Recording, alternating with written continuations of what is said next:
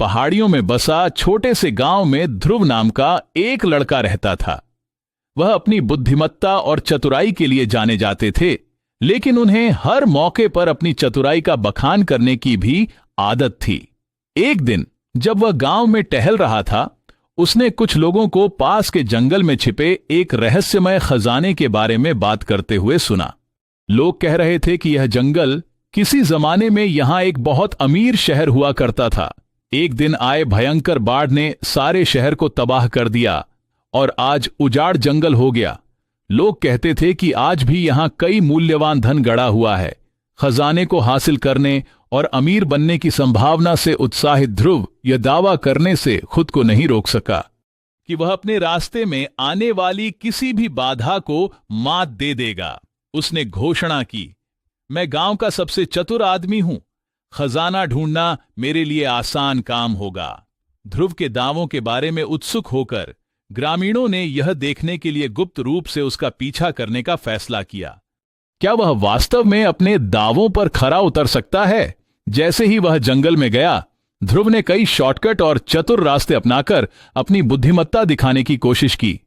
उसे इस बात का जरा भी अंदाजा नहीं था कि गांव वाले उसका पीछा कर रहे हैं और उसकी हर हरकत को देख मजे ले रहे हैं। जैसे ही ध्रुव जंगल में गहराई में चला गया, उसे एक नदी मिला जिसने कथित खजाने तक उसका रास्ता रोक दिया। हमेशा की तरह खुद पर आश्वस्त होकर उसने नदी पार करने का फैसला किया। उसने नदी के आजू बाजू देखा तो कुछ दूर नदी किनारे बंधी एक छोटी नाव देखा। उसने इसी नाव को नदी पार करने के लिए उपयोग करने का फैसला किया। हालांकि जैसे ही उसने नाव में कदम रखा, वह डूबने लगा, जिसे पेड़ के पीछे छुपकर देख रहे ग्रामीणों को बहुत मजा आया। नाव को छोड़ निडर होकर ध्रुव ने नदी तैरकर ही पार करने का सोचा और काफी मेहनत के बाद उसमें उसे सफलता भी मिला। वो लगातार अपने खजाने की खोज में लगा रहा।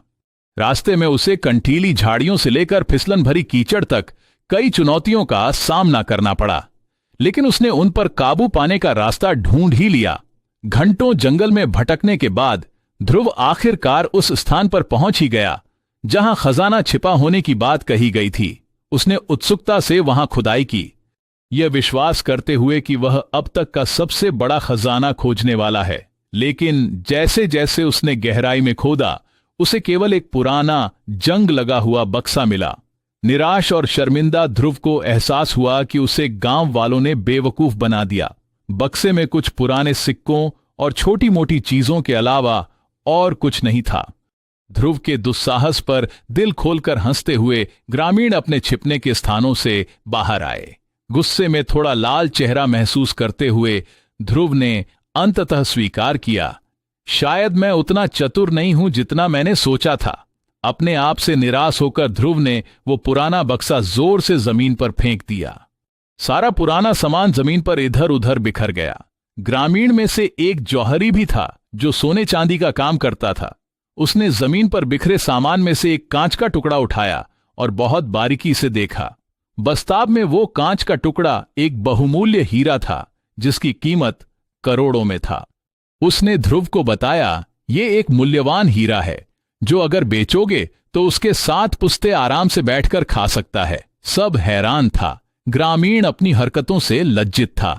ध्रुव चाहता तो वो खजाना अकेले बेचकर आराम से अमीर बन सकता था, लेकिन उसने वो हीरा सारे ग्रामीण वालों के कर्ज चुकाने और बांट देने का ऐलान किया। ये सुनकर सारे गांव वाले ध्रुव को अपने कंधे पर उठा लिया और उसका जय जय कर लिया।